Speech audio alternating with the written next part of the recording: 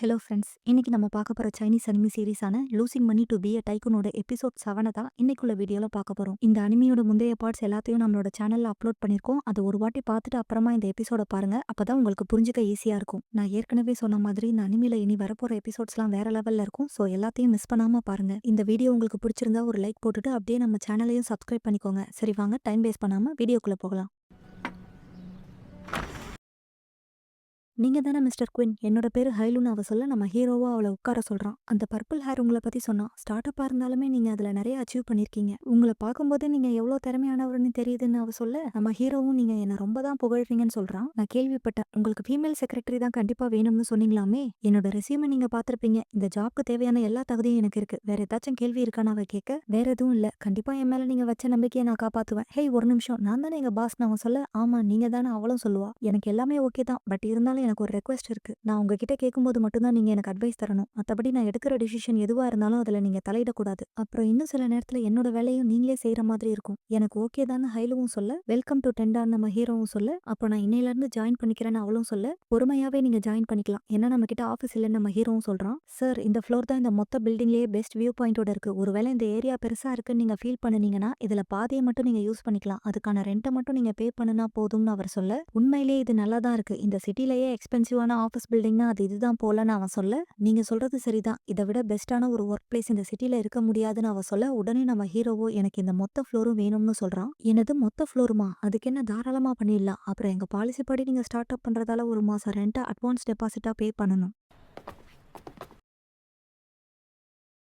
இந்த ஃப்ளோர் எவ்வளோ பெருசுன்னு நம்ம ஹீரோ கேட்க, ஒரு 3000 ஸ்கொயர் மீட்டர்ஸ் இருக்கும்னு ஹைலுவும் சொல்றா. அப்படின்னா இதோட ஒரு நாள் ரெண்ட் எவ்வளோன்னு நம்ம ஹீரோ கேட்க, இவங்க பர் ஸ்கொயருக்கு ஒரு நாளைக்கு 4 யுவான் சார்ஜ் பண்றாங்க. அப்படி பார்த்தா 3,60,000 யுவான் ஒரு மாசத்துக்கு. சார் நீங்க இந்த மொத்த பில்டிங்கையும் ரெண்ட்டுக்கு எடுத்தீங்கன்னா பர் ஸ்கொயருக்கு 3.5 யுவான்கே நான் உங்களுக்கு பண்ணித்தரேன்னு அவர் சொல்ல, பிரைஸ் கொஞ்சம் அதிகமா தெரிஞ்சாலுமே இந்த மாதிரி ஒரு பில்டிங் ஹார்ட் ஆஃப் த சிட்டில கிடைக்காது. அதெல்லாம் கம்பேர் பண்ணும்போது நீங்க பே பண்ற அமௌண்ட்டுக்கு இது ஒர்த்தா இருக்கும்னு அவர் சொல்ல, இது ரொம்ப சீப்பா இருக்கு. நீங்க சொன்ன மாதிரி ஒரு ஸ்கொயர் மீட்டருக்கு 4 யுவானுங்கிறதே சீப் தான். ஸோ இதுக்கு மேலேயும் அதை கம்மி பண்ண வேண்டாம். இதுக்கு மேலேயும் குறைக்காத, ஏன்னா அந்த பேண்டம் ஜெனரல் கிரியேட் பண்ண ஹைப் அப்படியே தான் இருக்கு. ஸோ நான் பே பண்ண போற ரெண்ட்டும் குறையக்கூடாது. சார் உங்களை மாதிரி ஒரு நல்லவரை நான் இது வரைக்கும் மீட் பண்ணதே இல்லை. டெபாசிட் அப்புறம் இதோட ரெண்ட்டுக்கே நான் 7,00,000 யுவான் இந்த மந்த் ஸ்பெண்ட் பண்ண போறேன். இது உண்மையிலேயே அட்டகாசமா தான் இருக்குன்னு நம்ம ஹீரோவும் நினைக்கிறான். மிஸ்டர் குயின், நீங்க சொன்ன மாதிரி ரெண்டல் ப்ரொசீஜர் எல்லாத்தையும் முடிச்சிட்டேன். அப்புறம் நம்ம புது ஆஃபீஸ்க்கு வாங்க வேண்டிய ஒரு சில திங்ஸையும் நான் பார்த்து வச்சிருக்கேன்னு அவ சொல்ல, ஒர்க்கர்ஸ்க்கு ஒரு நல்ல என்விரான்மெண்ட்டை நம்ம கொடுக்கறது மூலயமா அவங்களோட ஒர்க்கிங் எஃபிஷியன்சி இம்ப்ரூவ் ஆகும். அதுவும் இல்லாம நம்ம கம்பெனிக்குன்னு ஒரு இமேஜ் இருக்கு. நீங்க என்ன சொல்ல வரீங்கன்னு அவ கேட்க, நான் என்ன சொல்ல வரேன்னா நீ பார்த்து வச்சிருக்க இதெல்லாம் ரொம்பவே சீப்பா இருக்குன்னு அவன் சொல்ல, அப்படின்னா அவங்க பட்ஜெட் என்னன்னு அவ கேட்க,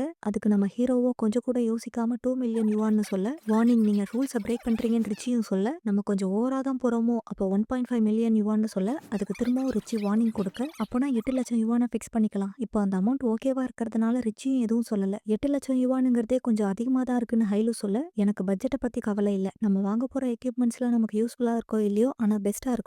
ஆஃபீஸ்க்கு யூஸ் பண்ற டேபிள்ஸும் சேர்ஸும் லக்ஸுரியஸா இருக்கணும். ஏன்னா அதுல தான் நம்ம எம்ப்ளாயிஸ் 8 மணி நேரம் உட்காந்து ஒர்க் பண்ண போறாங்க. ஸோ அவங்க கம்ஃபர்ட்னஸ் தான் முக்கியம். நம்ம ஹையர் ஸ்பெக் இருக்க கம்ப்யூட்டர்ஸ் தான் யூஸ் பண்ணணும், அதுவும் ட்வின் மானிட்டர்ஸோட. அப்புறம் ஏரை பியூரிஃபை பண்றதுக்காகவும் இந்த இடத்த அழகா காட்டவும் கொஞ்சம் எங்க பிளான்ஸையும் வைப்போம். நம்ம கெஸ்ட் ரூம்ல கிளைண்ட்ஸ்க்காக லக்ஸுரியான டீ இருக்கணும். ஸோ 7-8 டீ செட்ஸ் எப்பவும் அங்க இருக்கிற மாதிரி பாத்துக்கோங்க. அப்புறம் பேண்ட்ரில நம்ம ஒர்க்கர்ஸ்க்கு தேவையான ஃபுட்டும் கூல்ட்ரிங்ஸும் எப்பவும் இருக்கணும். முக்கியமா மீட்டிங் ரூமை ஏவி ரூமா கன்வெர்ட் பண்ணணும், அதுவும் மசாஜ் சேர்ஸோட. ஏன்னா முக்கியமான மீட்டிங்ல அங்கதான் நடக்கும்னு நம்ம ஹீரோ சொல்ல, மிஸ்டர் குவின் நீங்க ஒர்க்கர்ஸை பத்தி மட்டும்தான் யோசிக்கிறீங்க, அப்போ உங்களோட ஆஃபீஸ்க்கு எதுவும் வேண்டாமான்னு அவ கேட்க, அட அதை நான் மறந்தே போயிட்டேன், இதுக்கு தான் உன்ன மாதிரி ஒரு ஆள் கூட இருக்கணும்னு சொல்றது. ஆஃபீஸை செட் பண்ற பொறுப்பை நான் உங்ககிட்ட ஒப்படைக்கிறேன்னு அவன் சொல்ல, இந்த பில்டிங்ல இருக்கிற ஒரு யூனிட்டை நான் உங்க பெட்ரூமா ரெண்டல் எடுத்திருக்கேன்னு சொல்லி அதோட கீ கார்டை அவ அவன்கிட்ட கொடுக்க, ஒருவேளை நான் ஓவர் டைம் பார்த்தாலோ இல்ல ஒர்க் விஷயமா அப்ராட் போனாலோ என்னால என்னோட டோம்க்கு போக முடியாது. ஸோ அப்படி பார்த்தா இது நல்ல விஷயம்தான்னு சொல்லி கார்டை வாங்கிக்கிறான். நல்ல வேலை வார்னிங் எதுவும் வரல. நம்ம எம்ப்ளாயிஸோட ரெக்ரூட்மெண்ட் பாலிசியை நான் ரெடி பண்ணிட்டேன், நீங்க ஒரு வாட்டி செக் பண்ணிக்கோங்கன்னு அவ சொல்ல, ரொம்ப ஸ்ட்ரிக்டா இருக்கு, இதெல்லாம் ரிமூவ் பண்ணிடுன்னு நம்ம ஹீரோவும் அதுல சேஞ்சஸ் சொல்ல, இந்த மாதிரி ஸ்ட்ரிக்ட் பாலிசிஸ்லாம் இருந்துச்சுன்னா அப்புறம் என் கம்பெனிக்கு ப்ரொஃபஷனல்ஸ் தான் வேலைக்கு வருவாங்க. அப்படி மட்டும் நடந்துச்சுன்னா என் பிளான் ஒர்க் அவுட் ஆகாது. நீங்க சொல்ற மாதிரி இந்த பாயிண்ட்ஸ் எல்லாத்தையும் ரிமூவ் பண்ணனா நம்ம ஹையர் பண்ண போறவங்களுக்கு கேம்ஸை எப்படி கிரியேட் பண்றதுனே தெரிஞ்சிருக்காதுன்னு அவ சொல்ல, இவ சொல்றதும் சரிதான், கேமை பத்தின நாலேஜே இல்லாதவங்கள நான் ஹையர் பண்ண முடியாது. அப்படி நான் பண்ணாலும் அவங்களால கேமை கிரியேட் பண்ண முடியாது, அது பாலிசியை வயலேட் பண்ற மாதிரி இருக்கும். நானே நானே இத பத்தி யோசிச்சு ஒரு முடிவுக்கு வரேன். கோர் டீமோட மெம்பர்ஸ நானே செலக்ட் பண்றேன். ஏன்னா அவங்களோட சேலரிய நான் தான் டிசைட் பண்ணணும். இப்போ உங்களோட லுக்ஸ நம்ம சேஞ்ச் பண்ணணும். என்னதான் கேமிங் இண்டஸ்ட்ரியில ஒருத்தவங்களோட அப்பியரன்ஸ்க்கு முக்கியத்துவம் குடுக்கறது இல்லனாலும், பிசினஸ் மீட்டிங்க அட்டெண்ட் பண்றதுக்காக நீங்க ப்ராப்பரான ட்ரெஸ் வேர் பண்ணணும். அப்பதான் மத்தவங்களுக்கு உங்க மேல ஒரு குட் இம்ப்ரஷன் கிரியேட் ஆகும்னு அவ சொல்ல, நான் என்னோட ஒர்க்குக்காக இந்த ட்ரெஸ் எல்லாத்தையும் வாங்குறதால என்கிட்ட இருக்கிற ஃபண்ட்ஸ்ல இருந்தே இதெல்லாம் தாராளமா பர்ச்சேஸ் பண்ணிக்கலாம்னு சொல்லி அவனுக்கு புடிச்ச மாதிரி எல்லாத்தையும் வாங்கிக்கிறான். ஆஃபீஸ்க்கு தேவைப்படுற சப்ளைஸ் வாங்குனது, ட்ரெஸ் பர்ச்சேஸ் பண்ணது, கார ரென்ட்டுக்கு எடுத்ததுன்னு இதுவரைக்கும் 7,00,000 யுவான செலவு பண்ணிருக்கேன். இப்படியே போச்சுன்னா என்கிட்ட இருக்கிற எல்லா பணத்தையும் நான் ஆசைப்பட்ட மாதிரி லாஸ் பண்ணிடுவேன். ஆனா அது மட்டும் போதாது. யாங் மாதிரி நான் இன்னொருத்தவன கண்டுபிடிச்சாகணும். அப்பதான் நான் நினைச்சதெல்லாம் நடக்கும். அவன நான் ஹையர் பண்ணுனா என்னோட இந்த பிளான் கண்டிப்பா சக்சஸ் ஆகும்.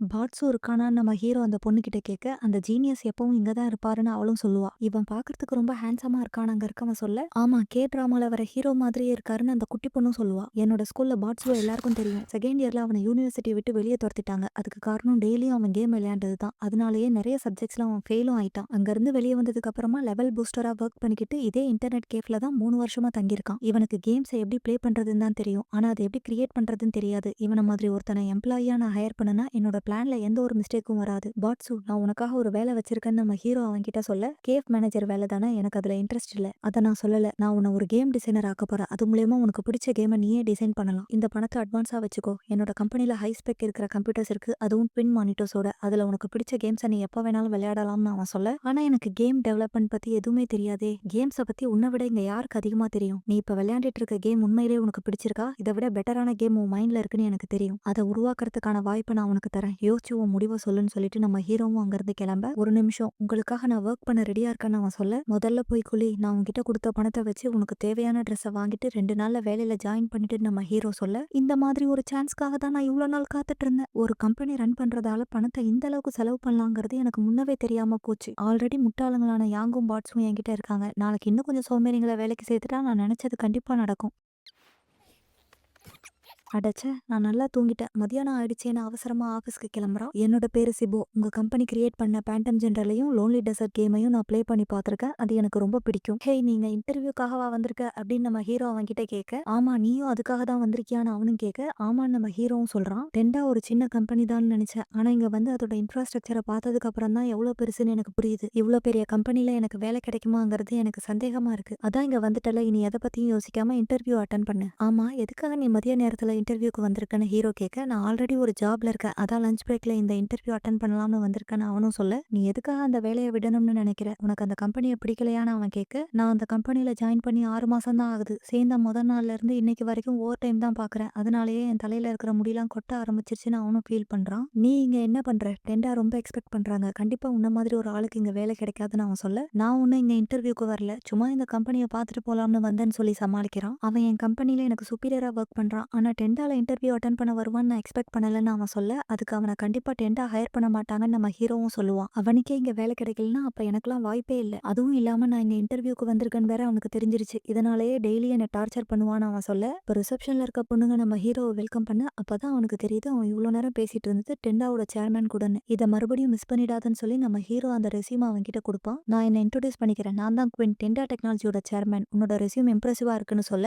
உண்மையை தான் சொல்றீங்களா? நான் வெறும் 6 மாசமா தான் ஒர்க் பண்ணிட்டு இருக்கேன். எனக்கு வேலை கூட அந்த அளவுக்கு முழுசா தெரியாதுன்னு அவன் சொல்ல, அதை பத்தி எனக்கு கவலை இல்லை. ஏன்னா உன்ன மாதிரி ஒருத்தவங்க தான் நான் தேடிட்டு இருக்கேன். நாளையில இருந்து ஜாயின் பண்ணிக்கோ. அப்புறம் உனக்கு சேலரி எக்ஸ்பெக்டேஷன்ஸ் ஏதாச்சும் இருக்கான்னு அவன் கேட்க, இப்போ ஒரு மாசத்துக்கு இன்சூரன்ஸ் போனஸ் சேர்த்து 1500 யுவான் சம்பளம் வாங்குறேன். நீங்க எனக்கு 2000 யுவான் பே பண்ண முடியுமான்னு கேட்க, அதுக்கு நம்ம ஹீரோவும் பெருமூச்சு விட, இல்ல இல்ல எனக்கு இதுவே போதும். நான் உங்ககிட்ட சம்பளம் அதிகமா கேட்க மாட்டேன். ஓவர் டைம் பாக்குறது கூட எனக்கு ஓகே தான் அவன் சொல்ல, நான் சொல்றது சரியான்னு பாரு. மாசம் மாசம் நீ பே பண்ற ரெண்ட் 1000 யுவான், அப்புறம் 3 வேளை சாப்பாட்டுக்கு ஒரு 800 யுவான் ஆகும். அதுவும் இல்லாம அப்பப்போ நீ போட்டுக்கிறதுக்கு தேவையான ட்ரெஸ் எல்லாத்தையும் வாங்கணும். கூடவே கரண்ட் பில்லு, பெட்ரோல் சார்ஜஸ் இது எல்லாத்தையும் சேர்த்து மாசத்துக்கு 3000 யுவான் ஆகுதுன்னு அவன் சொல்ல, இப்ப நீங்க என்னதான் சொல்ல வரீங்கன்னு அவனும் கேட்க, ஒரு மாசத்துக்கு நீ சொன்ன மாதிரி 2000 யுவான் நான் உனக்கு பே பண்ணுனா அதை வச்சு உன்னால எப்படி மேனேஜ் பண்ண முடியும்? அதனால நான் உனக்கு மாசம் 4000 யுவான் தரேன்னு நம்ம ஹீரோ சொல்ல, அதை கேட்டு அவனும் இந்த கம்பெனிக்காக நான் என் உயிரை கொடுத்து உழைப்பேன்னு சொல்லி அழ ஆரம்பிக்கிறான். ஒரு பொண்ணு உங்களை மீட் பண்ணணும்னு சொல்லி பிரச்சனை பண்ணிட்டு இருக்கா. நீங்க அவளை வேலைக்கு சேர்க்கலனாலும் பரவாயில்ல, ஆனா உங்ககிட்ட பேசணும்னு சொல்றா. மிஸ்டர் குவின், உங்களை திரும்பவும் மீட் பண்ணதுல சந்தோஷம். சாரி அன்னைக்கு நீங்க யாருன்னு தெரியாம தப்பா பேசிட்டேன். அதனால என்னன்னு நம்ம ஹீரோவும் சொல்ல,